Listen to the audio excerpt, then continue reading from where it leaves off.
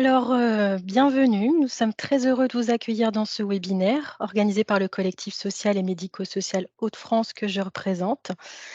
Donc un webinaire d'une durée d'1 heure consacré au déploiement des référentiels et services socles nationaux. Donc c'est-à-dire un webinaire pour vous expliquer ce que sont et comment mettre en œuvre l'INS, l'identité nationale de santé pour les usagers, le DMP, le dossier médical partagé des usagers, et la messagerie sécurisée en santé, la MSS, pour échanger des données de santé sur les usagers. À noter que ces récents services communiquent ou devront communiquer avec le dossier informatisé de l'usager de vos structures. Pour vous expliquer plus en détail ce sujet, nous aurons le plaisir d'entendre Madame Véronique Sarzinski. Donc Véronique, bienvenue à ce webinaire. Tu es chef de projet ESMS pour le GRADES Santé numérique et il est prévu un petit temps introductif pour que tu puisses te représenter, présenter le GRADE et son rôle, notamment auprès de vous, acteurs du secteur social et médico-social.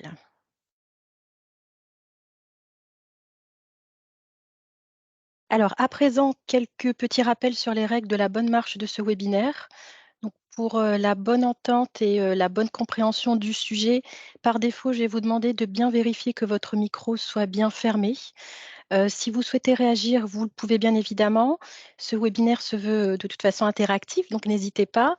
Et dans ce cas, il y a 2 solutions qui s'offrent à vous. Vous pouvez utiliser l'espace conversation qui, en principe, se trouve sur votre droite, donc pour transmettre votre question ou votre remarque, ou alors vous pouvez prendre la parole directement.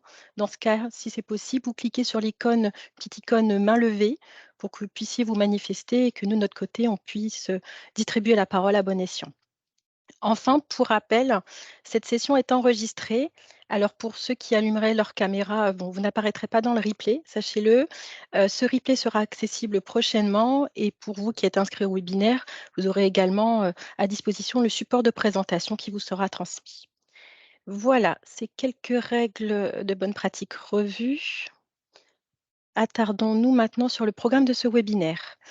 Donc aujourd'hui, nous vous proposons tout d'abord une petite présentation, enfin une présentation très brève du collectif SI social et médico-social Hauts-de-France.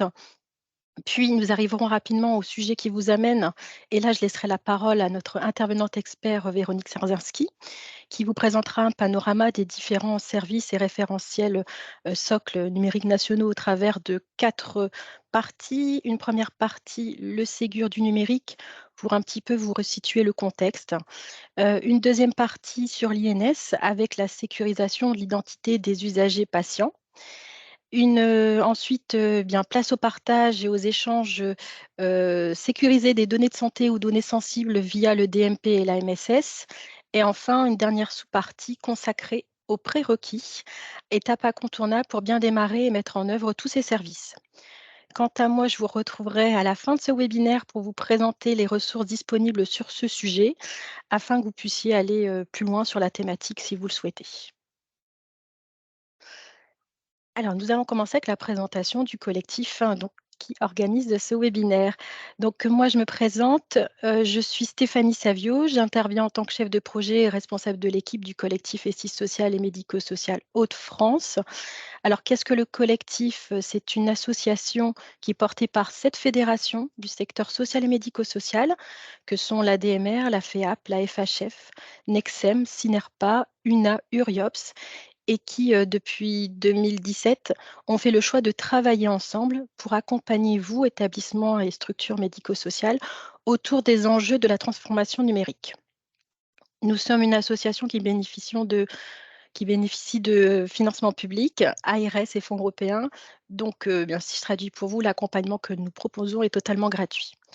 En termes de mission, nous accompagnons la transformation numérique des établissements et services médico-sociaux. Et plus précisément, actuellement, nous pouvons vous accompagner dans la réponse à l'appel à projet ESMS numérique, de la constitution de la grappe, si vous êtes de moins de 15 établissements, jusqu'au dépôt de votre réponse à l'appel à projet.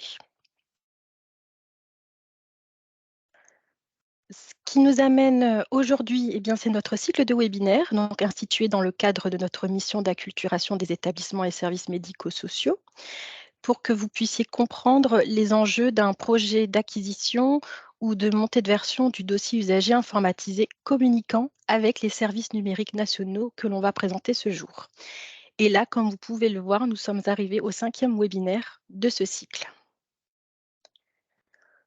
Tout de suite, je laisse la parole à Madame Sardzinski pour vous expliquer le déploiement des services et référentiels socles nationaux.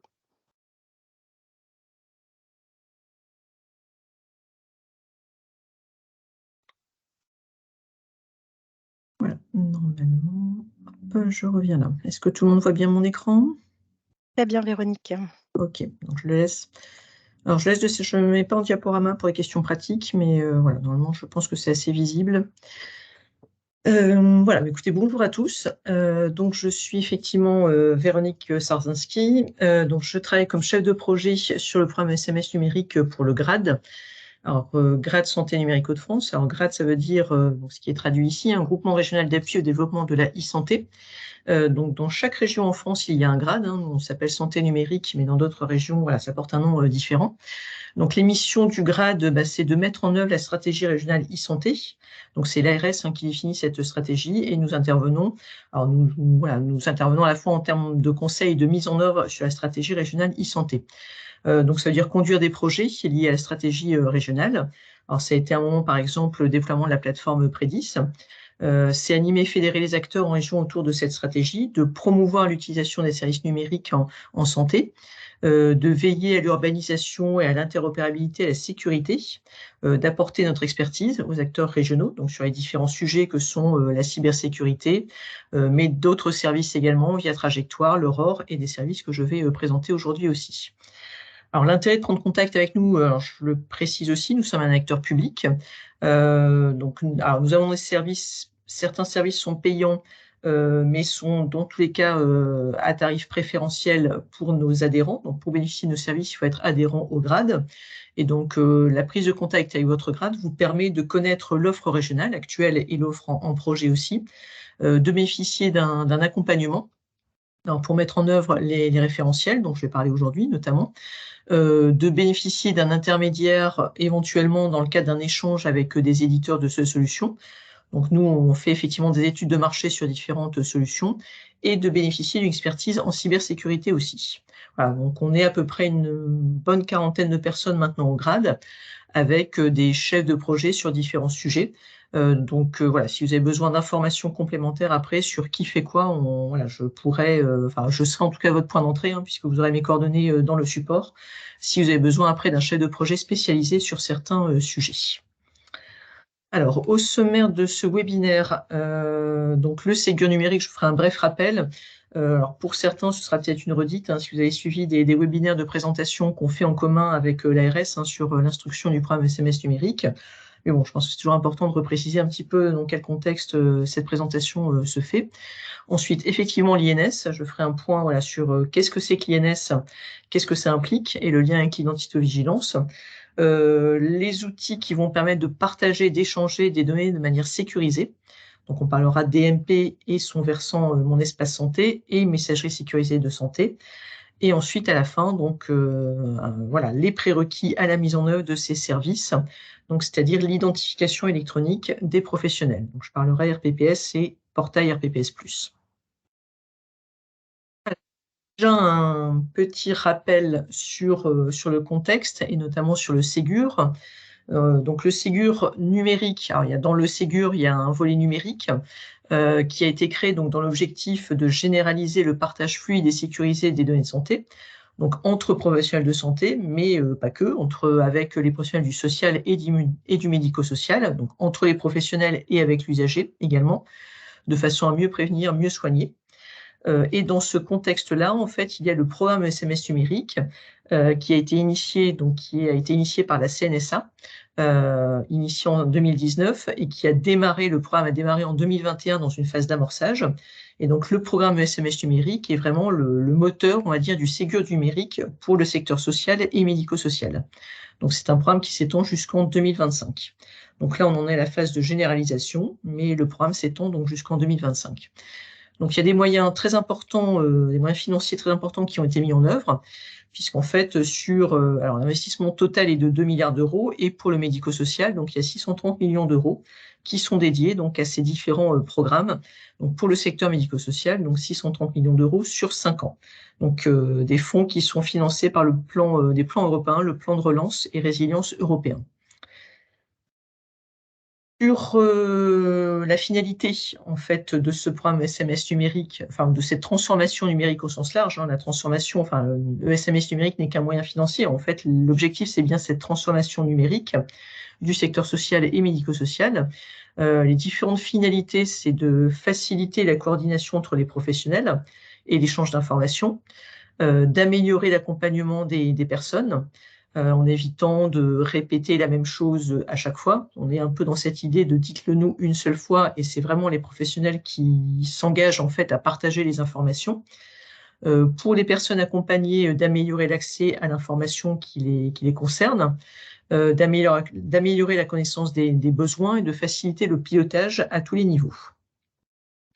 Et pour répondre à cette finalité ou à ces différentes finalités, le Ségur a pour objectif de généraliser l'utilisation effective du numérique, et ça se traduit par le déploiement d'un dossier usager informatisé interopérable. Alors, je préciserai tout de suite après ce qu'on entend par ce DUI interopérable. Donc, on parle bien d'un dossier usager communicant. Donc c'est une des finalités déjà du Ségur. Il y a d'autres finalités également, c'est de structurer l'offre des éditeurs. Donc ça passe par différents cahiers des charges qui sont mis en place. Vous avez peut-être entendu parler en fait des versions Ségur, des DSR. Donc ça passe en fait par cette structuration-là, de favoriser l'innovation, de faire monter en compétence l'ensemble des différents acteurs, et donc de financer les investissements pour les 5 prochaines années. Alors justement, je disais dossier usager informatisé interopérable. Ça va s'appuyer en fait, donc on a bien au centre votre logiciel métier. Quand on parle de dossier usager informatisé, c'est bien votre logiciel métier. Donc dossier informatisé usager, dossier usager informatisé, peu importe dans quel sens on le lit. Mais en fait, c'est bien un dossier usager qui va s'appuyer sur différents services et référentiels SOC qui sont des projets nationaux, qui sont proposés vraiment au niveau national.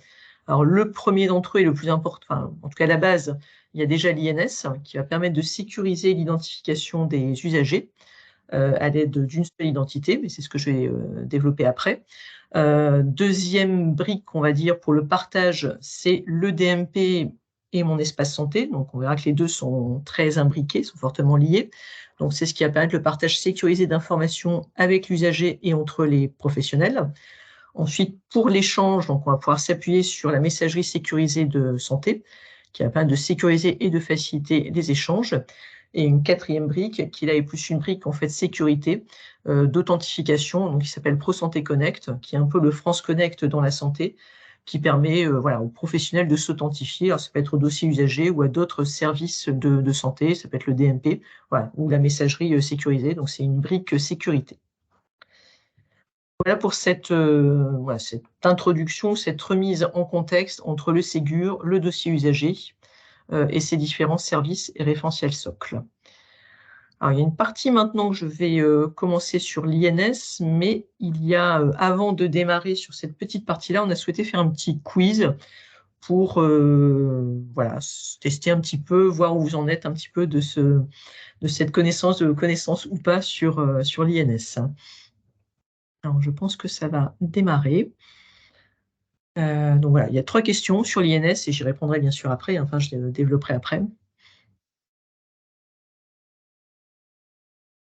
Là, il faut me dire côté collectif ce que je dois faire à un moment.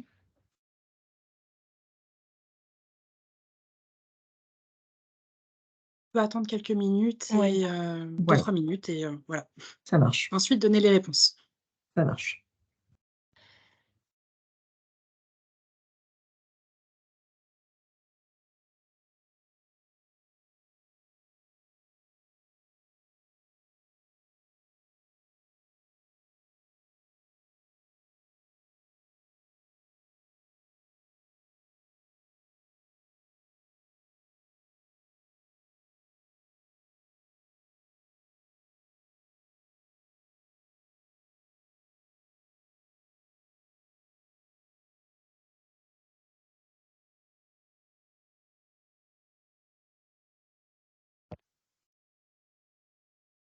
On a 14 réponses. Je pense qu'on peut regarder un petit peu ce qui a été répondu. Oui. Heu, Est-ce que Alors, tu vois dans la conversation, je regarde. Véronique?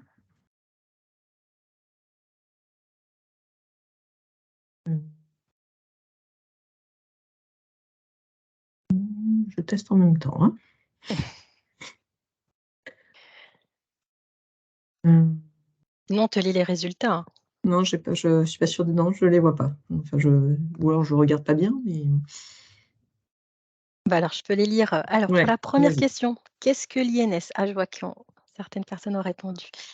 Encore. Alors qu'est-ce que l'INS? Vous aviez 3 possibilités. À 50, vous avez répondu que ce sont des traits d'identité et un identifiant servant de base à l'identification numérique en santé. À 6, C'était ça. une carte d'identité sanitaire et à 44, un numéro identifiant national attribué à tout usager. Donc c'est partagé entre la A et la Ah, C. là, c'est d'accord. Alors la bonne réponse c'est la A, mais je développerai après, mais voilà, la bonne réponse, c'est la réponse A. Ensuite, quelle est la durée de validité de l'INS? 6 ont répondu 1 an, 6 10 ans et 88 illimité ou espèrent que c'est illimité. Mais c'est très bien, c'est la bonne réponse, effectivement. Et enfin, dernière question, l'INS est destiné à être partagé uniquement entre le médecin traitant et l'usager ou par tous les professionnels de santé et structures qui interviennent dans le parcours de santé de l'usager? C'est cette dernière réponse qui a une écrasante majorité, 100 Bon, ont ça va. répondu la B. Donc Il c'est n'y avait va. pas de piège, il n'y avait pas de piège, effectivement, c'est bien la bonne réponse. Très bien. Alors du coup, je vais continuer donc sur cette partie NS. Donc tout le monde, on voit bien mon écran toujours. Alors, référence du coup à la première question. Donc, c'est quoi le matricule? Enfin, c'est quoi l'INS? Ça comporte quoi l'INS? Et c'est quoi l'intérêt? Donc, l'INS, donc l'identité nationale de santé, c'est bien en fait à la fois le matricule INS et 5, ce qu'on appelle des traits d'identité. Donc, c'est pour ça que c'est bien la première réponse qui était la bonne réponse pour la première question.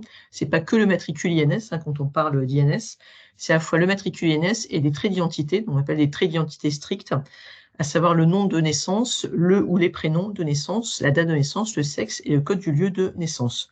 Donc l'INS, c'est tout ça en fait, c'est vraiment tout ça. Donc c'est bien une identité unique, partagée et pérenne, hein. C'est bien pour ça qu'il n'y a pas de durée de vie précise, hein. C'est bien une identité pérenne. Et cet INS, il provient des bases de référence nationales qui sont interrogées par l'intermédiaire d'un téléservice qu'on appelle INSI, donc qui est proposé par la CNAM. Alors là, voilà, ce que je vais vous expliquer ici, c'est voilà, l'intérêt entre avant et après, entre avant, lorsqu'on n'y avait pas l'INS et maintenant qu'il y a l'INS. Donc avant, voilà, c'est un exemple, mais on voit bien qu'il pouvait y avoir des différences entre la façon de saisir les identités en fonction de l'acteur ou de la structure qui prenait en charge un usager. Donc le nom de naissance, là par exemple, pour une femme mariée, ça peut être son nom d'époux, ça peut être son nom de naissance, en fonction des prénoms composés ou pas composés, lorsqu'il y a plusieurs prénoms. Donc on voit qu'il pouvait y avoir effectivement des doutes, ou en tout cas pas la même façon de renseigner les identités en fonction des acteurs qui prenaient en charge le patient. Ce qui fait qu'entre ces différents acteurs, c'était compliqué de partager l'information, parce que finalement, si on pousse un petit peu l'extrême, c'est pas la même personne entre ces trois personnes ici, et donc on ne peut pas rapprocher les informations. On ne peut pas partager, on ne peut pas rapprocher les informations. Alors qu'avec l'INS, tous les acteurs vont maintenant travailler de la même façon, c'est-à-dire avec l'INS, et tous les acteurs auront la même information pour qualifier l'identité d'un usager. Donc ça, c'est très important. Voilà, donc ça, et c'est bien valable depuis le 1er janvier 2021, toute donnée de santé doit être référencée avec l'INS. Alors, le lien entre INS et identito-vigilance, alors déjà pour préciser ce qu'on entend par identito-vigilance, hein, c'est l'ensemble des mesures qui sont mises en œuvre pour fiabiliser l'identification de l'usager afin de sécuriser ses données de santé à toutes les étapes de sa prise en charge, alors, que ce soit au début de sa prise en charge, de son identification, ce qu'on appelle en général l'identito-vigilance primaire, et tout au long de sa prise en charge ensuite. Et donc, le référencement des données de santé avec l'identité INS, justement, est obligatoire. Et c'est ce qui va permettre, en fait, de respecter, d'atteindre, en fait, cette mesure d'identito-vigilance. Et ce qui est vraiment indispensable, c'est qu'un usager soit bien identifié de la même façon par tous les professionnels qui partagent les données de santé qui le concernent. Et l'INS, ça répond bien à cet enjeu de fiabilisation.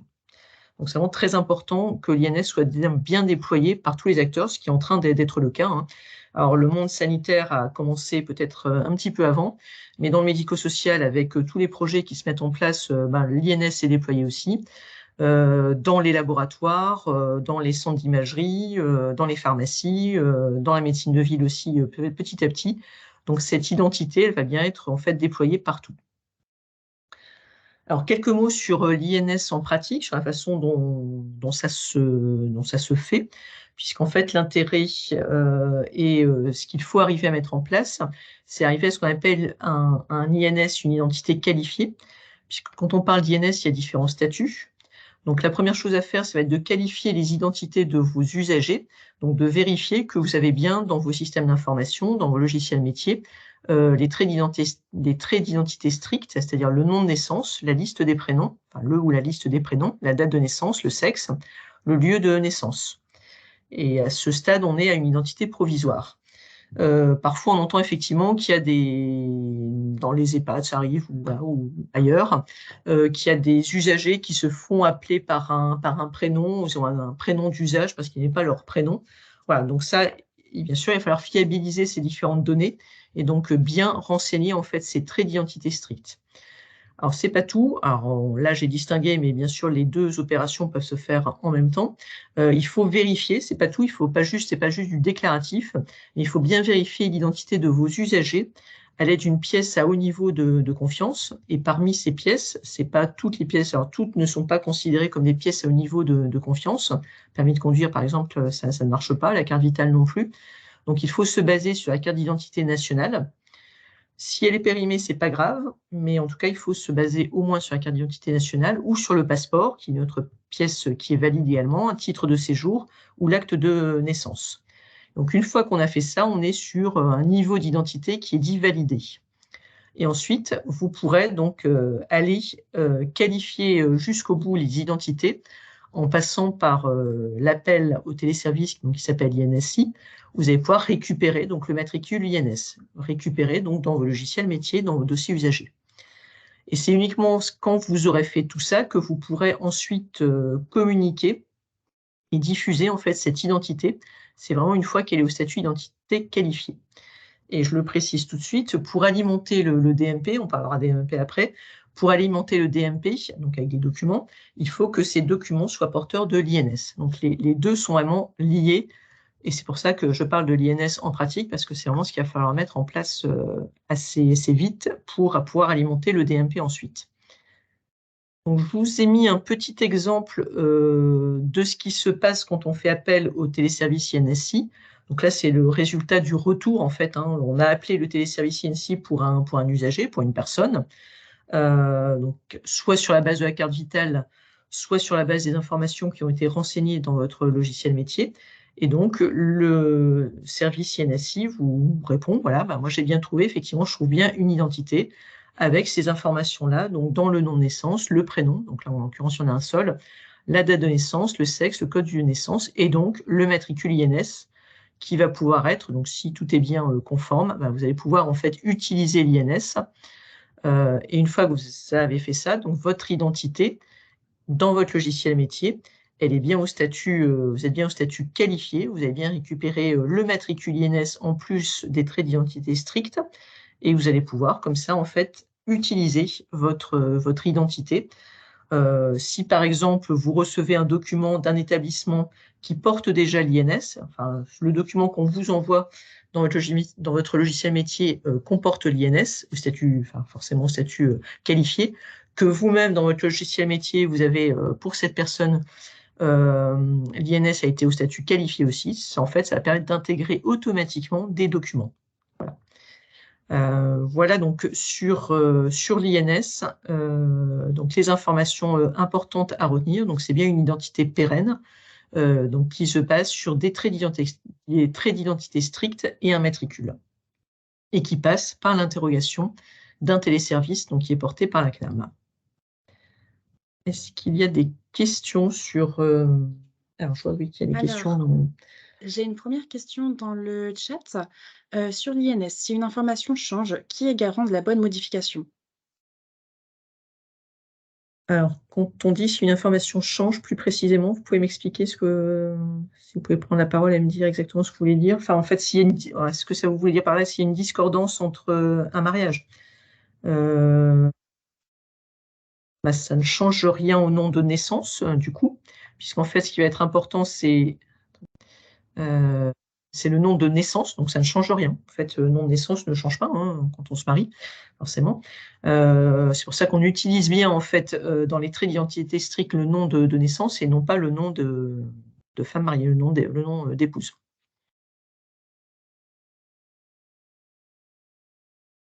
Oui, il semble que ça a répondu à la question.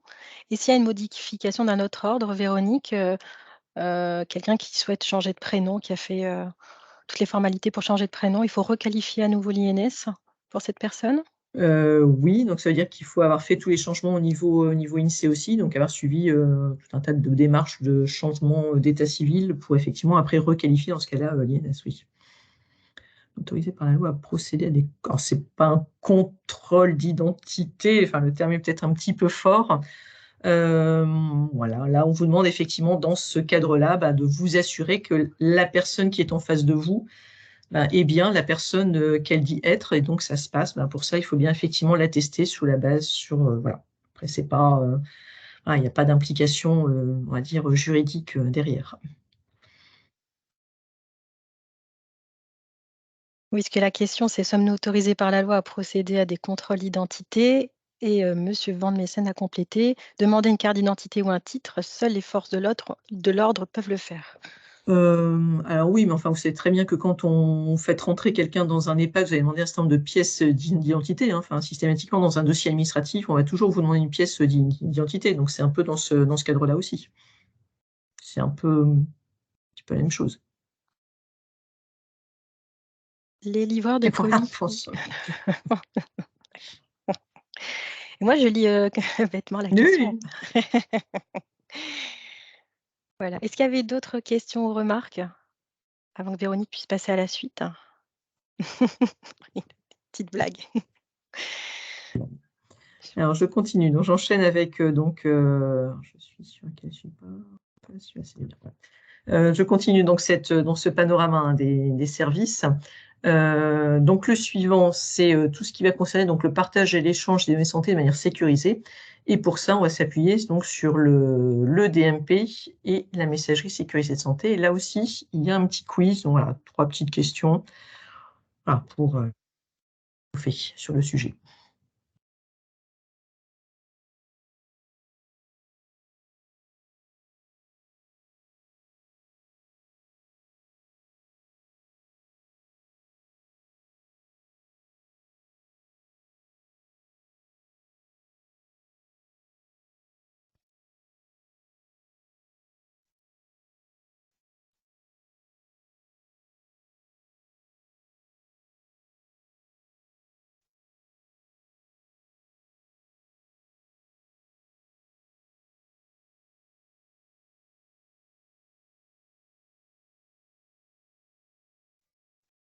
En attendant que tout le monde puisse répondre, Véronique, il y a encore quelques questions sur l'INS. Je ne sais pas si tu as pu... Alors, je vois acte de naissance, point d'interrogation. Est-ce que ça veut dire que l'acte de naissance fait partie des pièces la question Oui, est je que ça. pense que ça doit être ça. Donc, l'acte de naissance fait bien partie des pièces en fait, qui permettent d'attester l'identité. Alors, il n'est pas fourni automatiquement.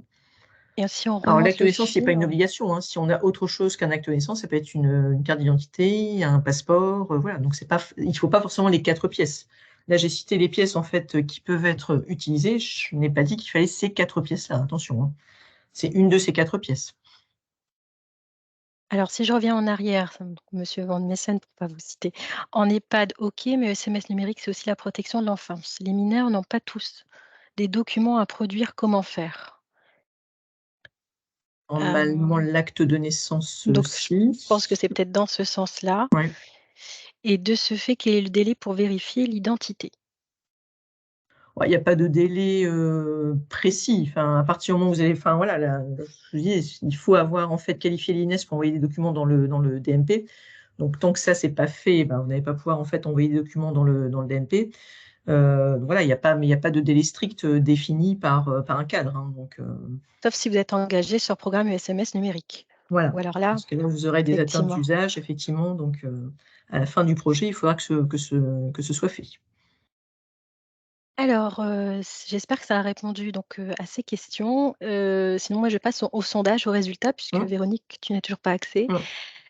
Sur la première question, je suis professionnelle de santé. Pour consulter des informations dans le DMP, je me connecte avec, donc à 94 une carte CPS, 6 une carte CPE. Bon, bah, très bien, c'est effectivement la carte CPS. Bravo. Deuxième question, un secrétariat médical peut-il alimenter le DMP? À 63 vous avez répondu oui, les secrétariats médicaux peuvent alimenter le DMP à l'aide d'une CPE. Effectivement, je confirme. Encore bravo. Et dernière question, combien de types de boîtes aux lettres MS Santé existent-ils? Donc à 69 vous avez répondu 3.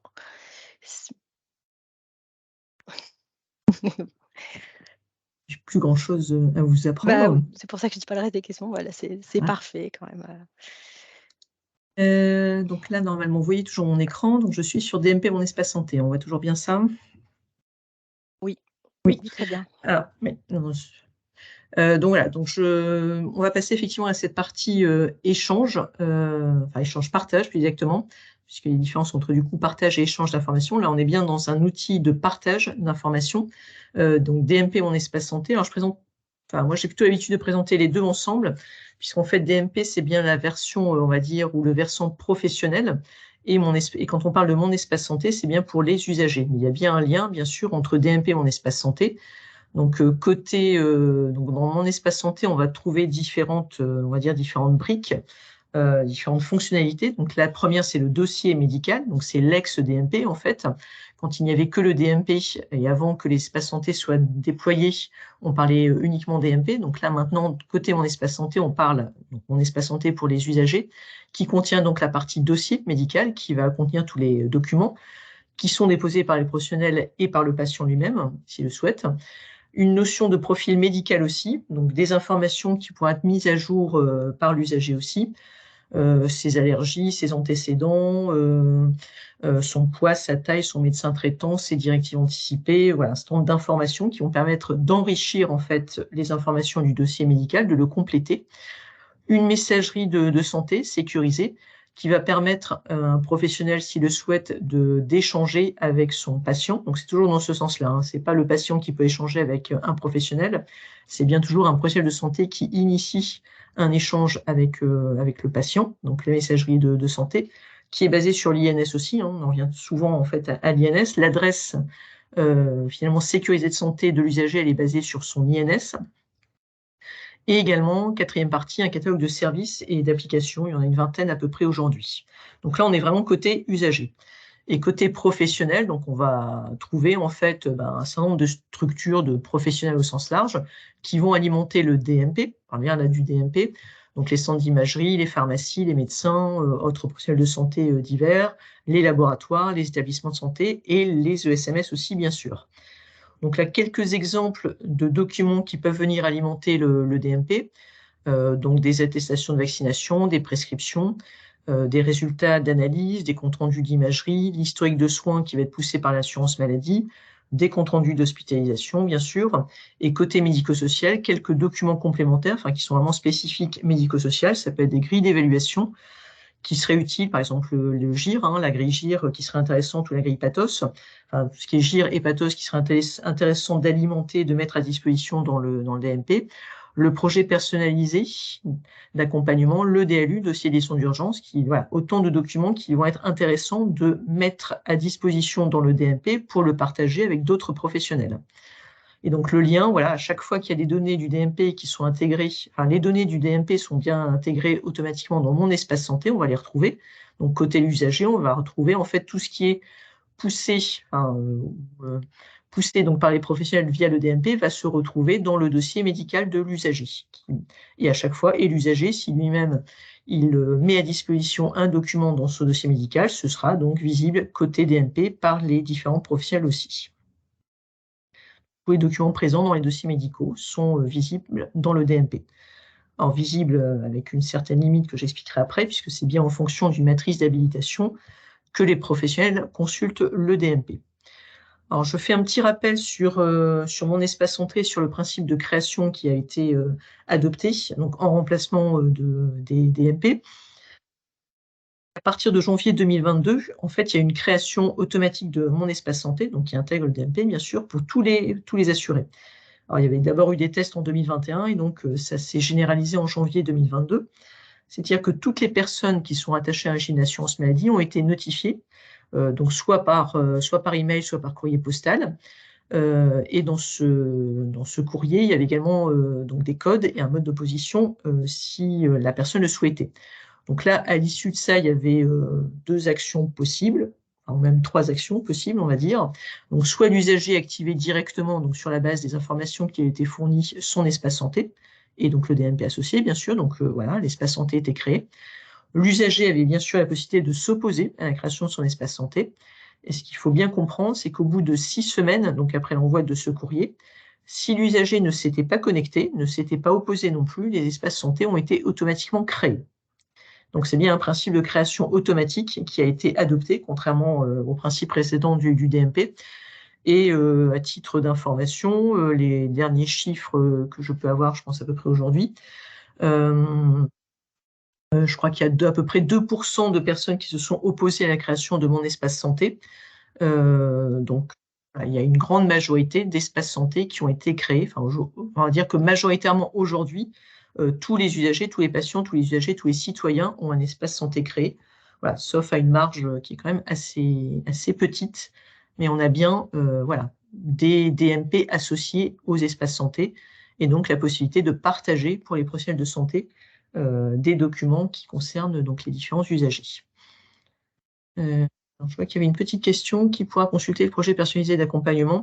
Alors, tout dépend de la matrice d'habilitation. Je vais venir après sur cette matrice d'habilitation et sur son évolution aussi, surtout. Il y avait une Donc, autre question oui, avant. oui. Les personnes qui ont accès au DMP pour pousser des éléments ont-ils accès à toutes les informations présentes dans le Non, DMP? non, je vais venir sur cette notion de matrice, du coup. Voilà, donc juste quelques éléments sur l'intérêt donc de partager via le DMP. Donc c'est ce qui va renforcer la collaboration entre les professionnels de santé, le fait de partager ces données de soins donc au sein d'un même espace, d'avoir accès immédiatement aux informations médicales d'un patient lorsqu'on est lors d'une hospitalisation ou d'une consultation. C'est important d'avoir on va dire un état des lieux, une photo en fait de l'état médical d'un patient. De faciliter le suivi pour certains types de patients, les femmes enceintes, c'est pas une maladie, mais bon, pour les femmes enceintes, pour les personnes âgées ou les personnes qui souffrent de maladies chroniques, d'éviter les interactions médicamenteuses aussi, quand on a accès au DMP et qu'on voit les prescriptions qui ont déjà été prescrites.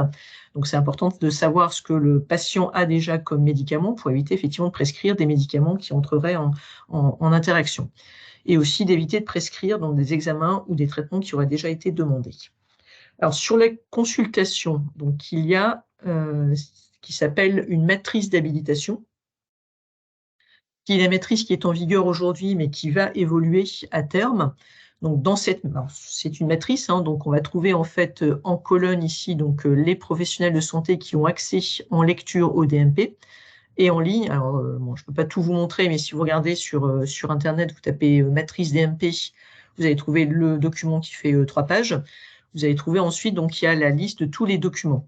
Et en fait, ce qu'il faut bien comprendre, c'est qu'un kiné, un infirmier ou un médecin n'auront pas accès aux mêmes informations. Donc c'est bien en fait en fonction, et donc pour se connecter au DMP, vous l'avez tous dit, il faut avoir une carte CPS ou l'application ICPS, donc pas n'importe qui n'accède pas en lecture au DMP. Donc c'est bien sous réserve d'avoir une carte CPS ou l'application ICPS. Donc il est évident, voilà, donc les professionnels n'ont accès qu'aux documents qui les concernent en fonction de la profession. Et à terme, donc là on est sur une matrice qui est très orientée sanitaire encore aujourd'hui. Cette matrice, elle doit évoluer pour intégrer en fait des professionnels du médico-social, ceux qui seront notamment enregistrés dans le portail RPPS+, et qui auront un rôle à ce titre, dans le cadre du portail RPPS+. Et il y aura des documents complémentaires, donc vous parliez du projet personnalisé d'accompagnement, effectivement, ça fera partie des documents qu'on retrouvera et qui pourront être partagées. Alors, moi, je ne peux pas vous dire avec qui, parce que c'est une matrice qui sera décidée par l'assurance maladie et d'autres acteurs, mais cette matrice va bien évoluer. Donc là, on l'attend, on devrait l'avoir, j'espère, pour fin premier semestre 2023. On l'attend tous, cette fameuse matrice, mais il est bien prévu qu'il y ait des documents, d'autres professionnels, donc plus médico-sociaux, et d'autres documents que ceux qu'on trouve aujourd'hui dans cette matrice. Est-ce que le DLU pourrait être allégé vu que les prescriptions lisent et autres ordonnances Oui, bien sûr. Après, dans le DLU, vous paramétrez dans votre DLU ce que vous souhaitez mettre, et à vous de choisir ce que vous envoyez dans le DLU et donc ce qu'on envoie dans le DMP. Il y a d'autres questions ou d'autres remarques sur cette partie DMP, mon espace santé?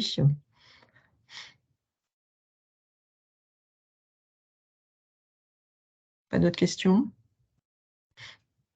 Alors, je continue donc sur ces notions d'échange et de partage avec donc la messagerie sécurisée de santé.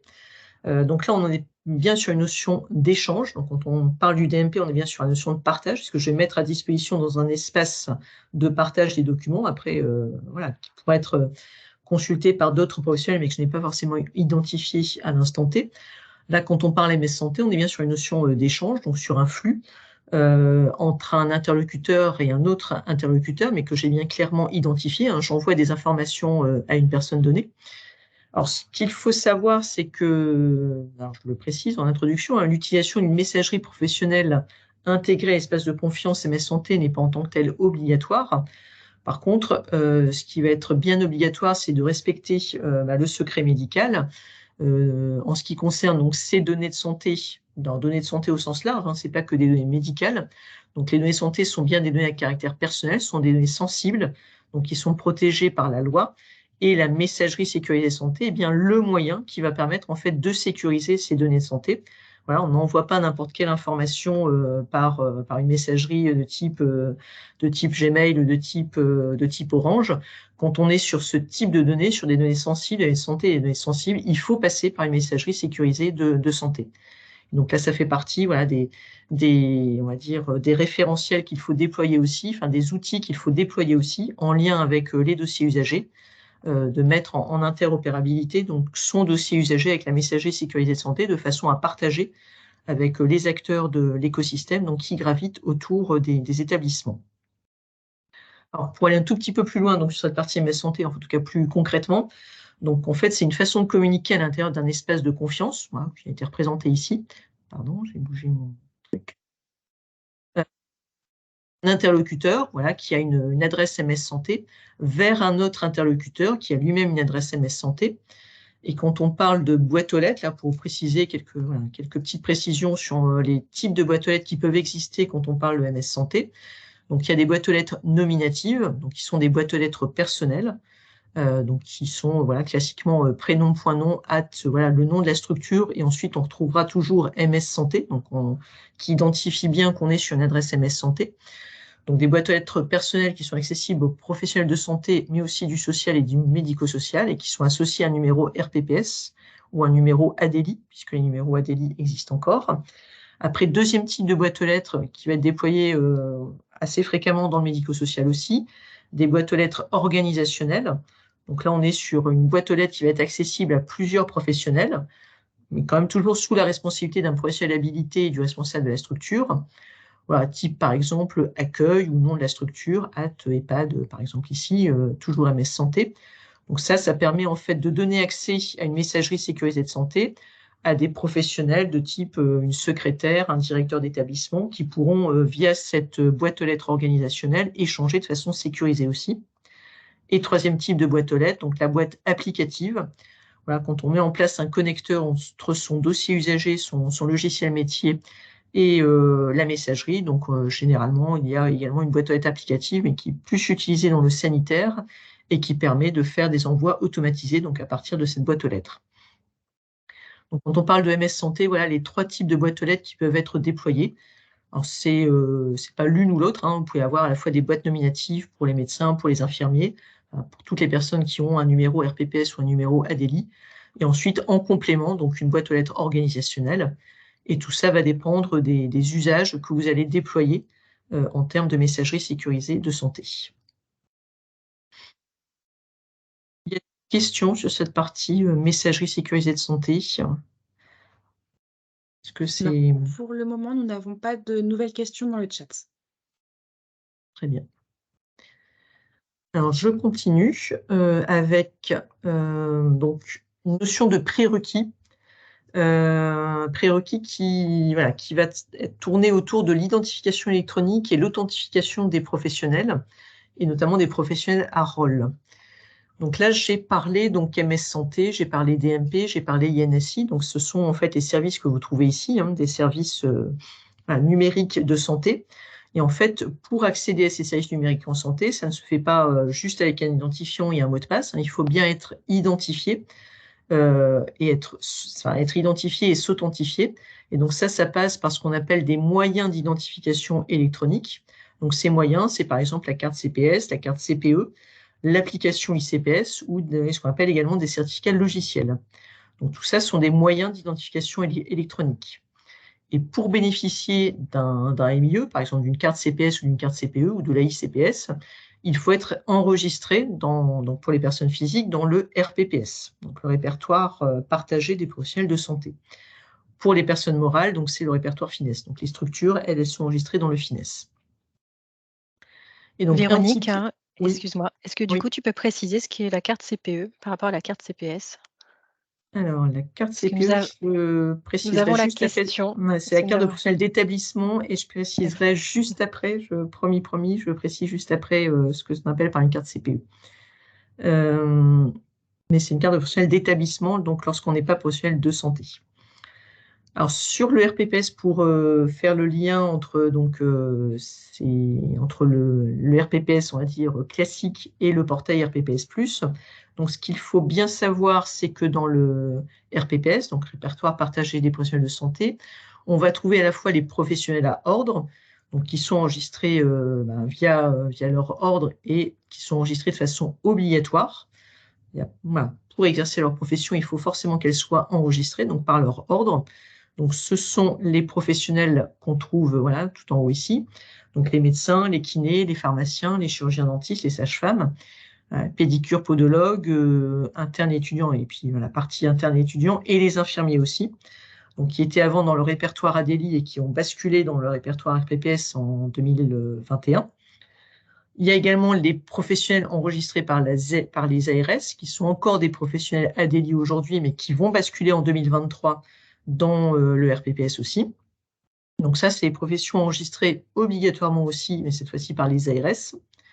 Voilà, donc c'est toute la liste qu'on trouve ici, les psychologues, ostéopathes, orthophonistes, les psychothérapeutes, ergothérapeutes, etc.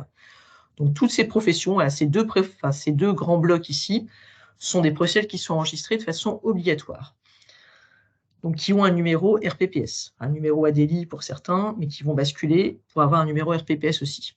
Et donc, il y a un élargissement du RPPS qui peut être fait aux professionnels du médico-social aussi. Alors là, c'est pas systématique, c'est pas obligatoire, c'est vraiment lorsque c'est utile. Et donc, ça se fera via le portail RPPS+.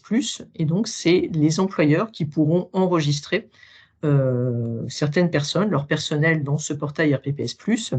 Et là, on parle en termes de profession, de professionnels, donc des accompagnants éducatifs et sociaux, des aides médico-psychologiques, des aides-soignants, des assistants médicaux, coordinateurs, qu'on trouve dans le domicile, les gestionnaires de cas, les mandataires judiciaires, préparateurs en pharmacie et secrétaires médicales.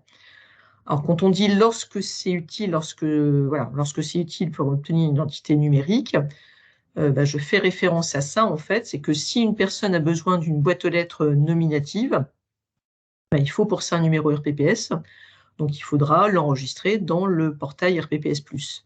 Et pour consulter le DMP, donc lorsqu'on aura la nouvelle matrice orientée médico-sociale, il faudra, donc pour aller consulter le DMP, s'authentifier aussi, donc avec la carte ICPS notamment. Et donc pour ça, il faudra être enregistré dans le portail RPPS+. Mais là, voilà, c'est pas systématique, c'est pas autant pour d'autres professions, c'est vraiment de façon obligatoire. Là, c'est lorsque ce sera utile. Et on parle pour l'instant de ces professions-là. mais ce sera peut-être élargi à d'autres professions. Le portail RPPS+, il est assez récent, il a été ouvert, son utilisation a été ouverte et généralisée en fin d'année dernière, donc on est en train là seulement, c'est un projet qui est assez nouveau et qui va se déployer petit à petit, donc en fonction des besoins. Alors, est-ce que les infirmiers ayant un numéro ADELI basculeront automatiquement sous un numéro RPPS? Oui, ça a déjà été fait, c'est déjà fait, c'est déjà le cas. Une organisation gestionnaire peut-elle inscrire ses professionnels à ordre et ARS dans le répertoire? Non, alors c'est pas là du coup en fait c'est pas vous qui le faites, c'est pas l'OG qui le fait. C'est donc pour les professionnels à ordre, ça se fait directement donc par l'ordre. Et pour le reste, donc c'est bien en fait les professionnels sont bien enregistrés par les ARS. Alors, je ne voudrais pas dire de bêtises, je ne connais pas exactement le circuit lorsqu'on parle des ARS. Alors, je pense que ce sont les professionnels elles-mêmes, ce sont les professionnels eux-mêmes en fait qui se font enregistrer par les ARS. Alors, pour avoir, donc je continue sur des infirmiers qui me disent avoir un numéro ADELI qui n'ont pas connaissance d'un numéro RPPS. En complément, il faut bien en fait que les infirmiers soient enregistrés à l'ordre. Et c'est là où généralement ça coince, c'est-à-dire qu'ils ou elles n'ont pas forcément fait leur inscription à l'ordre, puisque maintenant les infirmiers doivent, enfin maintenant c'est pas, ça date de quelques années quand même, les infirmiers doivent être inscrits à l'ordre, et à partir du moment où elles sont inscrites à l'ordre, elles ont bien un numéro RPPS. Est-il possible de vérifier si tous les profs français sont bien inscrits? Alors via l'annuaire santé, en fait, vous pouvez aller regarder en fait dans l'annuaire santé. Si vous avez un doute sur un professionnel, voilà, vous vérifiez dans l'annuaire santé si vous le retrouvez, puisqu'en fait, dans l'annuaire santé, on va retrouver tous les professionnels qui sont à la fois inscrits dans le RPPS et dans le répertoire ADELI.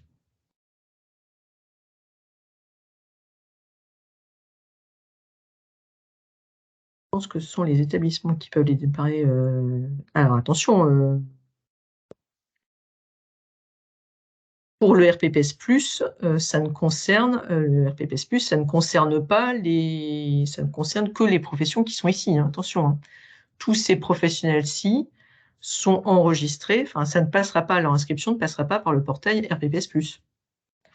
Là, on parle bien, voilà, c'est bien des professions qui doivent être enregistrées obligatoirement par les ARS. Là, en fait, le portail RPPS+, concerne uniquement ces professions ici, pour l'instant. Un psychologue n'est pas enregistré via le portail RPPS+, dit autrement. Les nouveaux diplômés doivent être inscrits alors, je ne serai pas aussi affirmative, mais voilà, je ne serai pas aussi affirmative sur le sujet. Pour moi, toutes les infirmières, voilà, il y a une obligation réglementaire des infirmières d'être inscrites à l'ordre.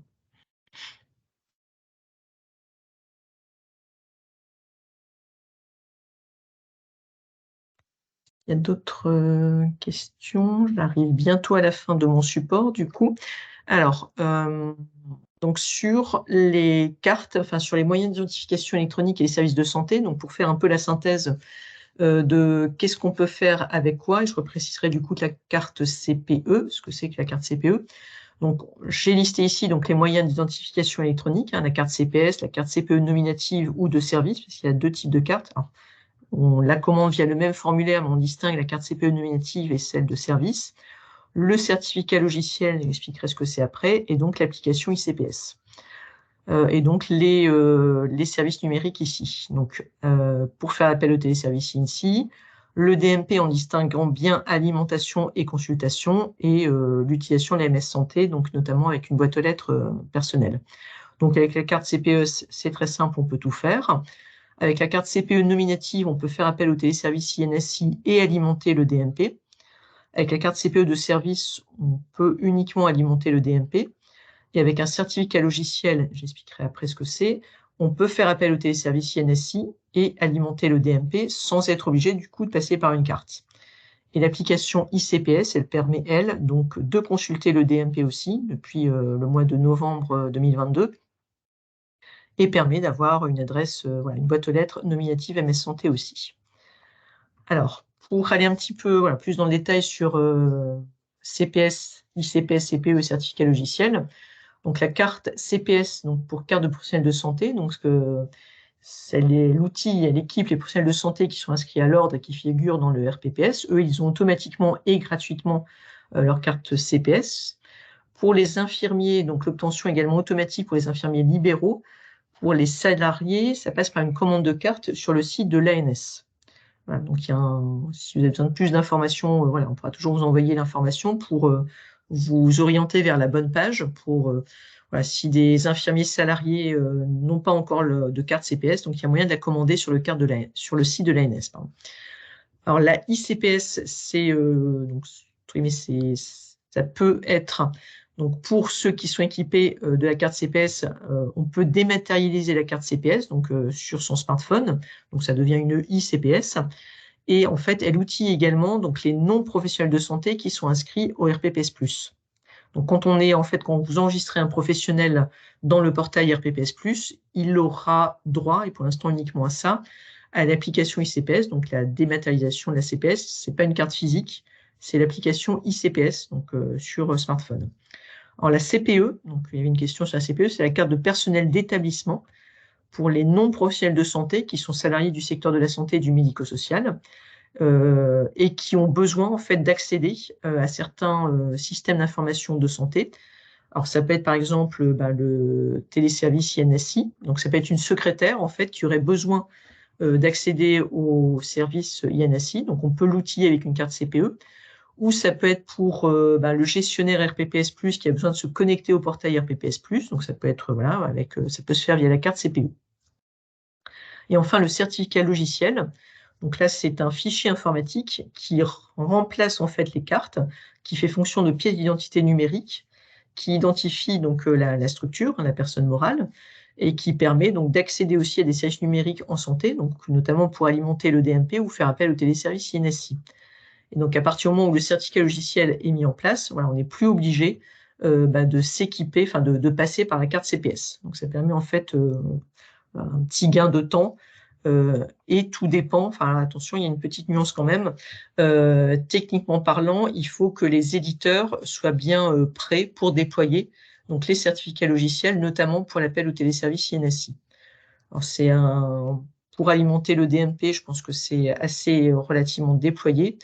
Certains éditeurs ne sont pas encore tout à fait prêts pour l'appel au téléservice INSI via certificat logiciel. Mais voilà pour les précisions en fait sur ces différents moyens d'identification électronique, donc carte CPS, ICPS, CPE et certificat logiciel. Alors, je regarde, est-ce qu'il y a des questions? Donc, alors, si on met l'application ICPS sur un smartphone, celui-ci pourra-t-il être partagé non. Il faut que ce soit personnel. Parce qu'en fait, à chaque fois, il y aura un code qui va être reçu. Donc, ça doit être personnel. Pour inscrire des pros du médico-social dans la presse plus, faut-il avoir une carte CPE? Oui. Oui. Pour aller en fait s'authentifier s'authentifier sur le portail RPPS+, donc c'est soit une carte CPE, soit une carte CPS, mais la carte CPE fonctionne.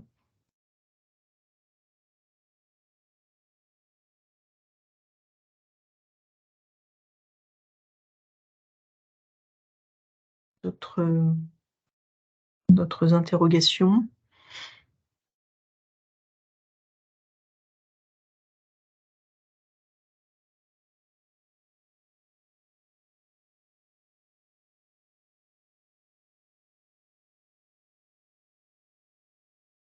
Je te laisse la main, Stéphanie, sur la partie ressources ou...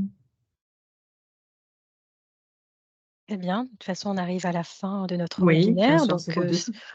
Donc, si vous avez des questions, vous pouvez continuer à Alors, alimenter la partie conversation. Je te laisse y procédure pour savoir répondre. commander ces cartes, oui. Alors, sur le site de je pense que, est-ce qu'on a mis la ressource? Il y a un parcours guidé sur le site de l'ANS, mais voilà, je pense que je note votre nom et je vous enverrai en fait si jamais c'est nécessaire. Parcours guidé. Ah bah non, on a le lien parcours guidé ESMS en fait sur le site de l'ANS. Il y a toute une page qui explique concrètement comment on peut commander les cartes CPS, la contractualisation, puisqu'en fait ça passe, il y a un prérequis avant de pouvoir commander une carte à l'ANS. il faut que le représentant légal de la structure est contractualisé avec l'ANS. Voilà, donc ça passe par un contrat, tout ce qui est gratuit, hein, mais voilà, il y a tout un petit parcours à suivre avant de pouvoir commander des cartes CPS ou CPO. Enfin, CPE. Oui, alors nous vous mettons à disposition 1, 2, 3, 4, 5 guides pour vous aider à aller plus loin, si vous le souhaitez sur cette thématique. Donc, un premier guide, ce qui vous renvoie vers, le site de l'ANS sur la page dédiée à l'INS, donc l'ANS, Agence numérique en santé, sur l'INS, avec, c'est un catalogue structuré de toutes les ressources pour vous guider pas à pas sur la méthode de qualification des identités des usagers que vous accompagnez. Nous vous avons mis également un petit mémo réalisé par l'assurance maladie sur la protection des données, en gros, qui, parle l'obligation d'information des usagers et comment les informer. Le parcours interactif MS Santé, c'est un guide pour vous aider au bon choix de la messagerie sécurisée en santé. Le parcours guidé ESMS dont tu, parlais, c'est pour bien démarrer vos démarches d'identification des professionnels qui auront accès aux données de santé des usagers. Et enfin, le guide Ségur du numérique, c'est une bible, hein, sur le sujet, réalisé par l'ANS. Donc pour tous les établissements et services équipés ou en cours d'équipement d'un DUI interopérable. C'est un guide qui reprend chaque étape technique du projet. Dans la continuité de ce webinaire et de notre mission d'acculturation, ne ratez pas les prochains webinaires. Le suivant, c'est le 19 avril sur la prestation SONS qui finance la montée de version de votre DUI référencé Ségur. Ensuite, le 26 avril, un webinaire consacré à la conduite du changement induite par ce projet, par le projet DUI et à ses usages. Et enfin, un tout dernier webinaire le 3 mai sur les rôles et ressources à mobiliser pour sécuriser votre projet DUI. Donc là, on a dépassé les 15 heures, donc nous sommes arrivés au bout du webinaire. N'hésitez pas si vous avez des toutes dernières questions, remarques, réactions à nous faire partager ou dans un temps ultérieur en nous contactant directement. J'ai mis du coup, Véronique, tes coordonnées au besoin. Et puis, comme on vous l'a dit, vous recevrez à l'issue de ce temps un mail avec le support et également aussi une rapide évaluation de webinaire. Donc, n'hésitez pas à noter ce webinaire. Voilà. Je pense pas avoir de questions. Eh bien, en tous les cas, nous vous remercions tous pour votre présence et participation, en espérant vous retrouver donc sur, nos prochains webinaires. Moi, quant à moi, je vous souhaite une très belle après-midi et puis je vous dis à très vite.